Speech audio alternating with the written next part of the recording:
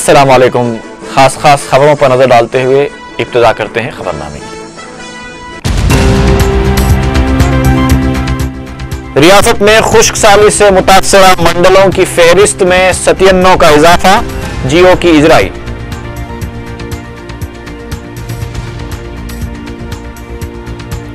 चंद्रबाबू नायडू अपने बुने हुए जाल में खुद फंस गए, वाईएसआर पार्टी कायद रामचंद्र का रिमार्क। चंद्रबाबू नायडू के खिलाफ दाखिल की गई दरखास्त, कांग्रेस और वाईएसआर कांग्रेस की साजिश, तेलुगुदेशम कायदीन का इल्जाम।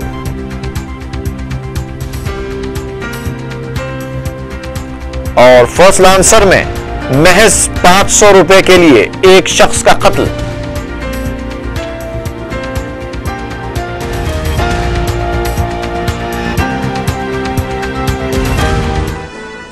और अब देखते हैं खबरों की तफसील।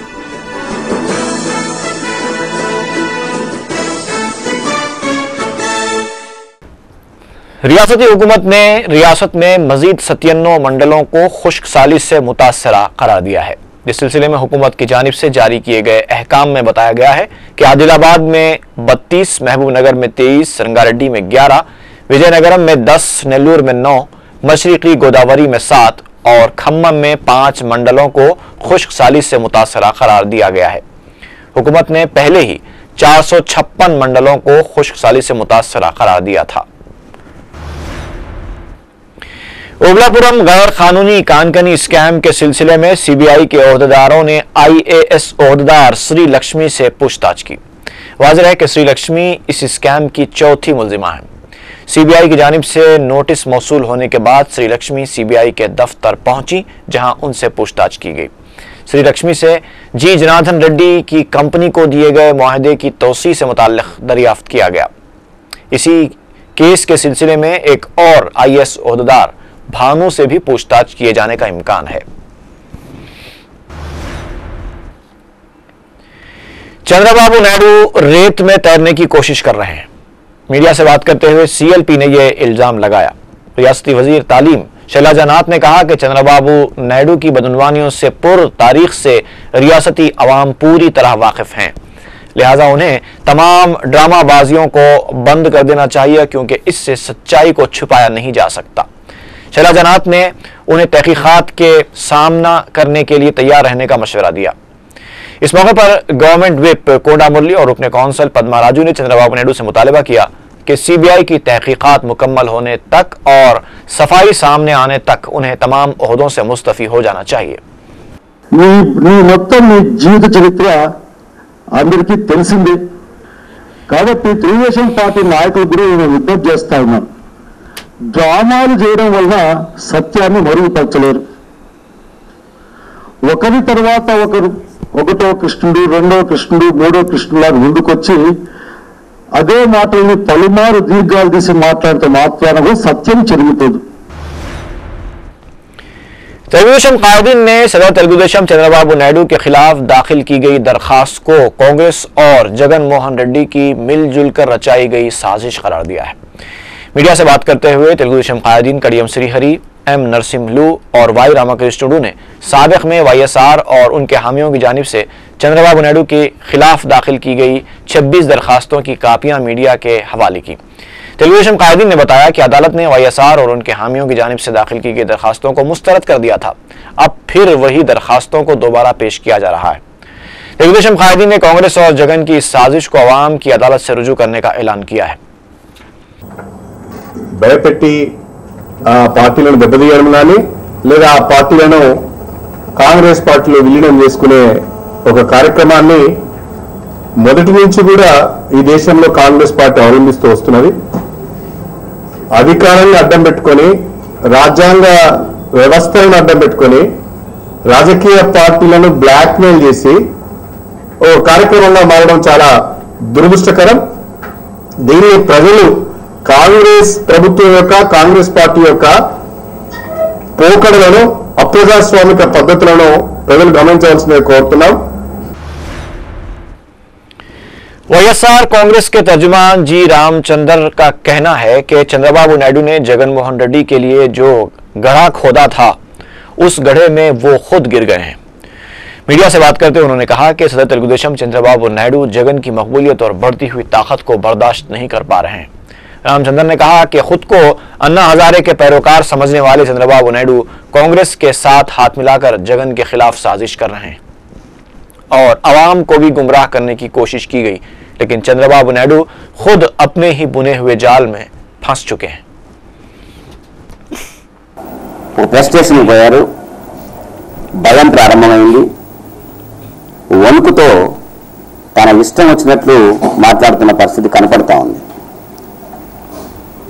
వైఎస్ జగన్ గారు కాంగ్రెస్ పార్టీ నుంచి బయటకు వచ్చినప్పుడు అధికారంలోకి నేనే వస్తాను అని భ్రమపడ్డ చంద్రబాబు నాయుడు జగన్మోహన్ రెడ్డి గారికి వస్తున్న ప్రజాదరణను చూసి, ఆయనకున్న పట్టుదలను చూసి, ప్రజలతో మమేకమవుతున్న తీరును చూసి, ప్రజాభిమానాన్ని చూరగొంటున్న తీరును చూసి, వస్తున్న ప్రజాదరణను చూసి భయపడి కాంగ్రెస్తో కుమ్మక్కై साबिक वजीर जेसी दिवाकर रेड्डी ने जगन के हामी अरकान की कांग्रेस में वापसी की कयास आराइयों पर तबसरा करते हुए कहा है कि कांग्रेस छोड़ने वाले पार्टी में दोबारा लौट आते हैं। मीडिया से गैर रस्मी बातचीत करते हुए दिवाकर रेड्डी ने कहा कि अगर एमआर और जी जनार्दन रेड्डी की तहकीकात से मुताल्लिक उन्हें सीबीआई की जानिब से तलब किया जाता है तो वो तहकीकात में मुकम्मल ताउन करेंगे।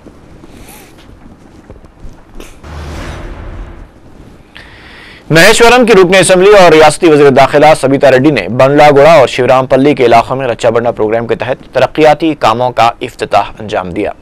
वज़ीर दाखिला ने बंडलागुड़ा में करीब 15 लाख रुपए मालियती और शिवरामपल्ली में 25 लाख रुपए की लागत से तामीर की जाने वाली सीसी रोड का इफ्तिताह किया। मुतल्लिका मजलिसी रुकन बलदिया हबीब ज़ैन आरिफ इस मौके पर मौजूद थे। वज़ीर दाखिला ने बताया कि रियासती हुकूमत रक्षा बंडा प्रोग्राम के तहत मुस्तहक अफराद में वज़ाइफ, मकानात और राशन कार्ड्स तकसीम कर रही है। यह प्रोग्राम सिर्फ गरीबों की फलाह बहबूद के लिए शुरू किया गया है।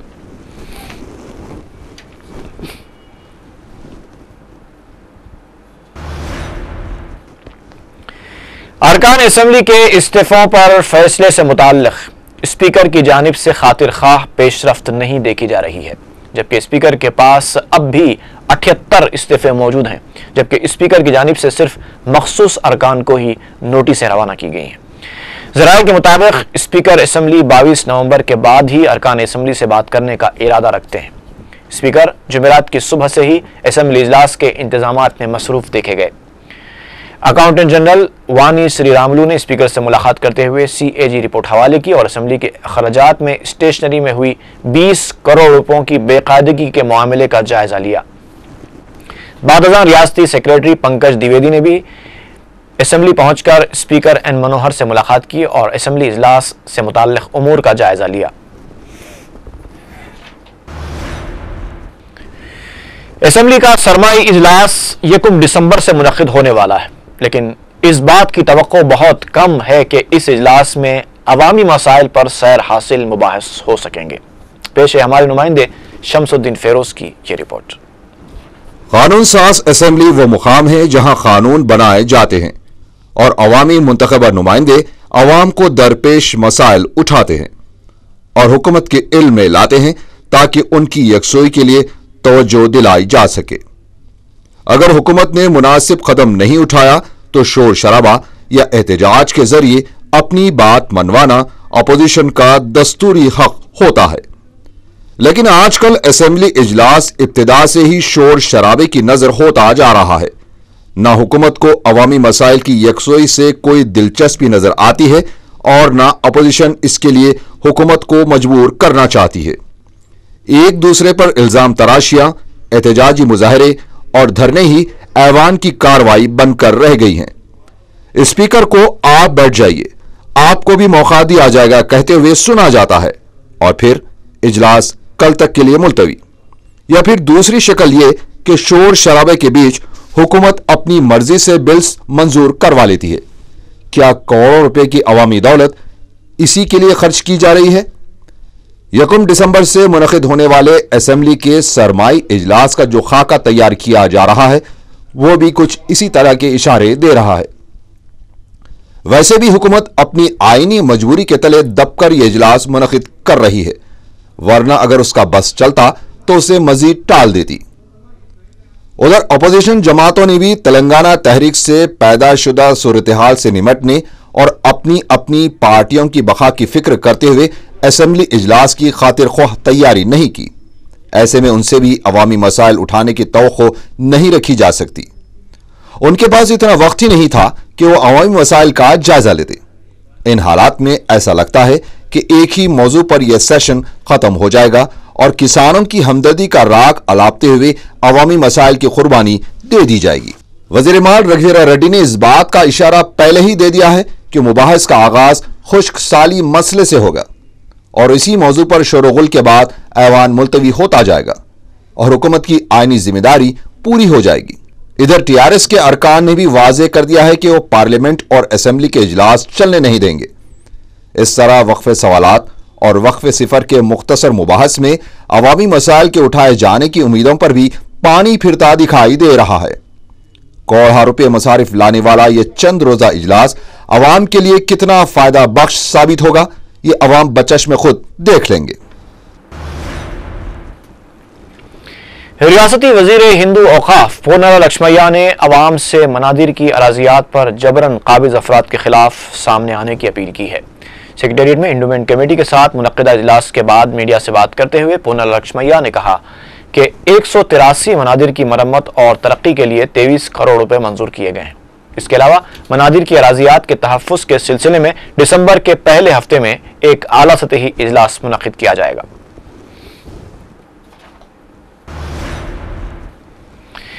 आम हड़ताल के दौरान रास्ता रोको और रेल रोको एहतजाज में हिस्सा लेने वाले 3 वकला को मारेटपल्ली पुलिस ने गिरफ्तार करके अदालती तहवील में दे दिया है। ज़राए के मुताबिक आम हड़ताल के दौरान 3 वकला वासुदेव, श्यामराज और नरसिम्हा के खिलाफ पुलिस ने केसेस दर्ज किए थे, लेकिन पुलिस की जानिब से कार्रवाई न किए जाने पर सीमा आंध्रा के वकला ने अदालत में दरखास्त दाखिल की थी। अदालत की जानिब से वकला की गिरफ्तारी की हिदायत के बाद पुलिस ने 3 वकला को गिरफ्तार करते हुए अदालती तहवील में दे दिया।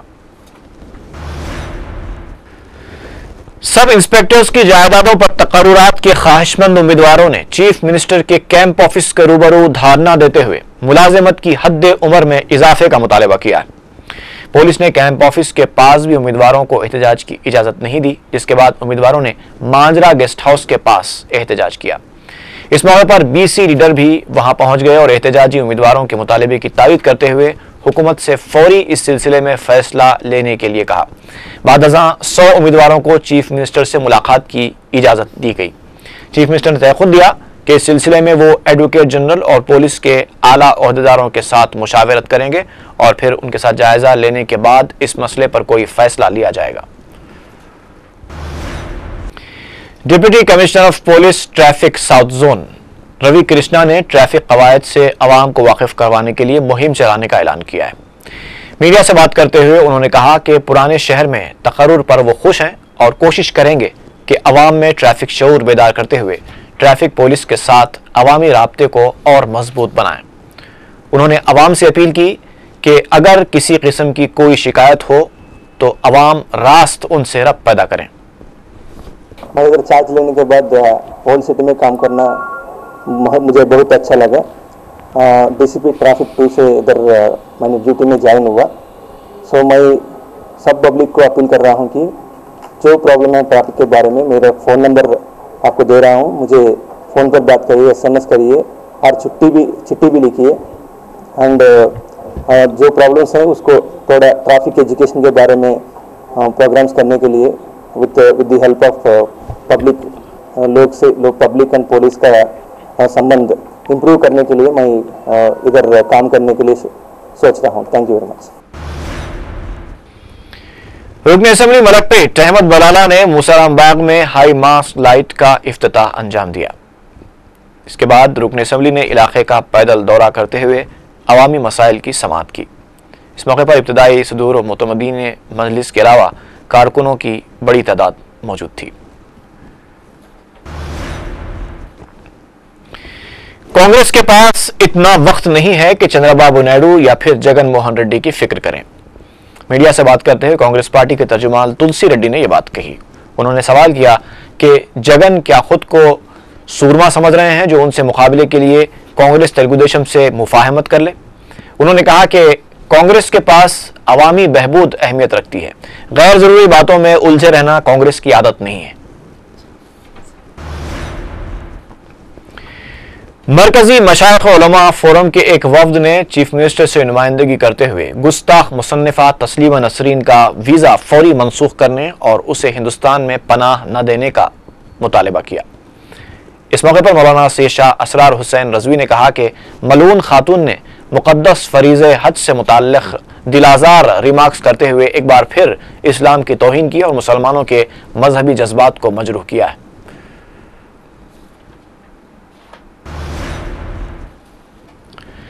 आरोग्य भारती नामी समाजी तंजीम की जानिब से स्कूली तलबा के लिए मुफ्त हेल्थ कैंप मुनक़िद किए जा रहे हैं। तंजीम के नुमाइंदे ने बताया कि शहर के 12 स्कूल में बच्चों के मुआयने किए गए।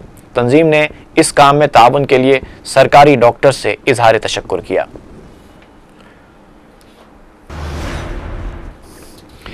खिलवत में वाक़ लाइब्रेरी में किताबों की नुमाइश का एहतमाम किया गया। तलबा की कसीर तादाद ने इस मौके से इस्तेफादा किया। कुतुब खाने के मुंतजिम ने बताया कि कई अहम तरीन किताबें मुताले के लिए रखी गई हैं जो नायाब हैं। उन्होंने तलबा और नौजवानों से दरख्वास्त की है कि वो इस सहूलत से फ़ायदा उठाएं। मजलिस-ए-इत्तेहाद मुस्लिमीन के कायद मुखन्निना अलहाज अकबरुद्दीन ओवैसी के सफ़र मुक़द्दस से वापसी की मसरत में दारुस्सलाम में गुलपोशी की गई। मजलिसी कारकुनों और अवाम की बड़ी तादाद ने अलहाज अकबर ओवैसी से मुलाकात करते हुए उनकी गुलपोशी की।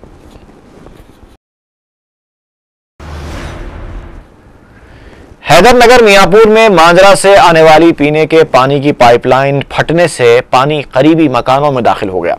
मकामी अफराद ने मीडिया को बताया कि सीसी रोड की तामीर में नाकिस मटेरियल के इस्तेमाल की वजह से सड़क टूट गई, जिससे पाइपलाइन को नुकसान पहुंचा। उन्होंने मजीद बताया कि करीब 5 बजे पेश आए इस वाक़े की मुतल्लिका महकूमों को इत्तला दी गई, लेकिन इसके बावजूद वो मकाम वाक़या पर ताख़ीर से पहुंचा। सरूर नगर में एक खानगी स्कूल के मुलाजिम ने मुबैना तौर पर एक कमसिन लड़की के साथ दस्तदराजी की कोशिश की। बताया जाता है कि अकरुती हाई स्कूल के बाथरूम्स की सफाई करने वाला अमर एक 7 साला तालिबा के साथ ये हरकत कर बैठा। स्कूल के तलबा ने उसे देखकर गड़बड़ मचा दी, जिसके बाद मुतासरा लड़की के वालिदैन ने भी स्कूल पहुंचकर एहतजाज किया। सरूर नगर पुलिस एक केस दर्ज करके अमर को हिरासत में लेकर पूछताछ कर रही है। लंगर हाउस पुलिस ने प्रशांत नगर वाक़े लंगर हाउस के एक मकान पर धावा करके 4 फाहिशाओं और 3 ग्राहकों को गिरफ्तार कर लिया, जबकि 2 सरगने फरार होने में कामयाब हो गए। लंगर हाउस पुलिस ने मीडिया को बताया कि जिस्म फरोशी का कारोबार करने वाली 3 फाहिशाएं और उनकी एक सरगना खातून को गिरफ्तार कर लिया गया। पुलिस की तफ्तीश पर उसने मीडिया को बताया कि वो पुराने शहर से फाहिशाओं को लाकर लंगर हाउस के इलाके में कारोबार किया करती थी। पुलिस ने गिरफ्तार शुदा अफराद के पास से 7,000 रुपए नकद रकम, 6 सेलफोन्स के अलावा दूसरी अशिया जब्त कर ली और उन्हें अदालती तहवील में दे दिया।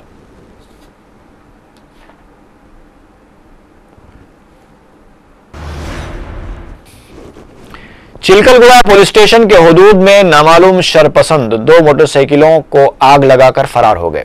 पुलिस ने बताया कि पद्माराव नगर में वाक़े बलराम कंपाउंड में रखी गई 2 मोटरसाइकिलों को जलता देखकर पुलिस को इत्तला दी गई। पुलिस ने बताया कि नामालूम शरपसंदों ने केरोसिन डालकर मोटरसाइकिलों को आग लगाई। पुलिस ने एक केस दर्ज कर लिया और तहकीकात शुरू कर दी है।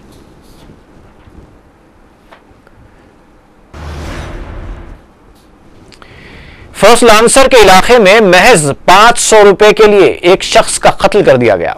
बताया जाता है कि 4 और जुमेरात की दरमियानी शब ऑटो ड्राइवर अनवर ने उसके साथ ही शब्बीर खां का वजनी पत्थर डालकर कत्ल कर दिया। शब्बीर खान जुए और सट्टे का माहिर बताया जाता है और उसने चंद दिन पहले अनवर की मारिफत एक ऑटो रिक्शा किराए पर हासिल किया था, जिसके लिए अनवर शब्बीर खां से कमीशन वसूल किया करता था। अनवर शब्बीर खां के साथ शराब पीने के बाद उस पर वजनी पत्थर डालकर फरार हो गया। इत्तला मिलते ही Humayunnagar police inspector P Madhukar Swami और जोन के night incharge inspector Mohammed Waheeduddin ने मौके वारदात पर पहुंचकर हालात का जायजा लिया। मकामी अफराद ने मधुकर स्वामी से शिकायत करते हुए कहा कि उनके इलाके में ऑटो ड्राइवर्स शराब पीकर जुआ और सट्टा खेलते हैं, जिसकी वजह से ही कत्ल की वारदातें पेश आ रही हैं। पुलिस अनवर की तलाश कर रही है। टास्क फोर्स साउथ जोन की टीम ने कत्ल की एक साजिश को नाकाम बनाते हुए चंद्रायन गुट्टा के बदनाम जमाना रोडी शीटर और उसके 3 साथियों को गिरफ्तार कर लिया है।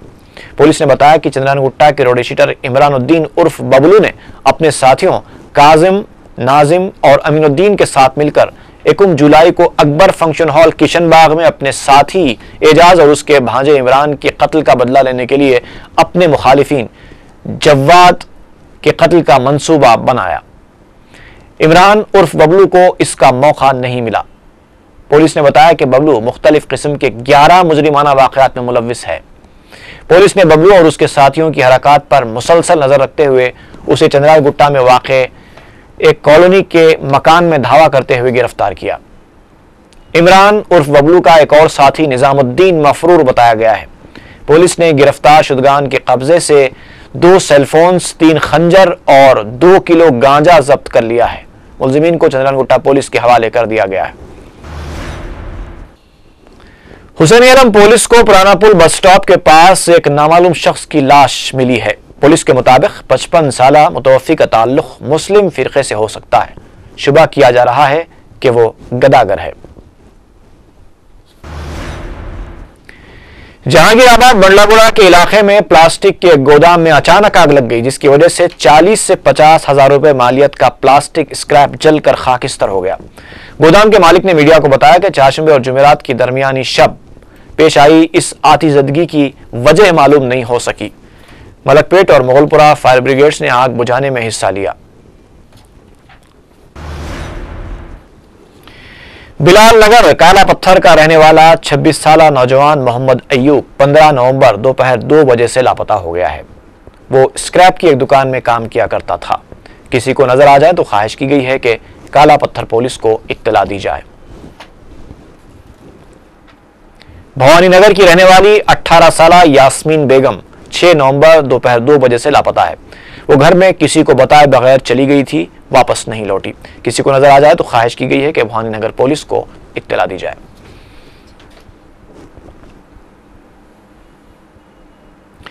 मामा बख्तावर हाट संतोष नगर का रहने वाला 14 साला अब्दुल वहीद 16 नवंबर से लापता है।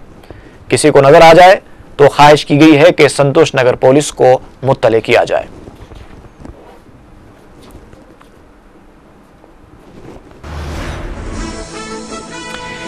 खबरनामा खत्म करने से पहले एक बार फिर देखेंगे सुर्खियां।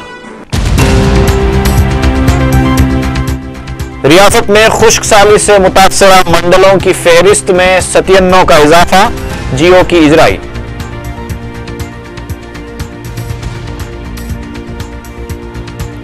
चंद्रबाबू नायडू अपने बुने हुए जाल में खुद फंस गए, वाईएसआर पार्टी कायद रामचंद्र का रिमार्क। चंद्रबाबू नायडू के खिलाफ दाखिल की गई दरखास्त, कांग्रेस और वाईएसआर कांग्रेस की साजिश, तेलुगुदेशम कायदीन का इल्जाम।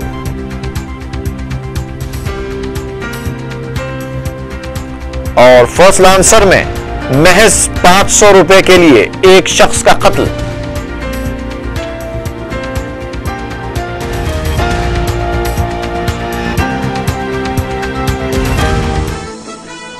इसी के साथ ही खबरनामा खत्म हुआ। अल्लाह हाफिज।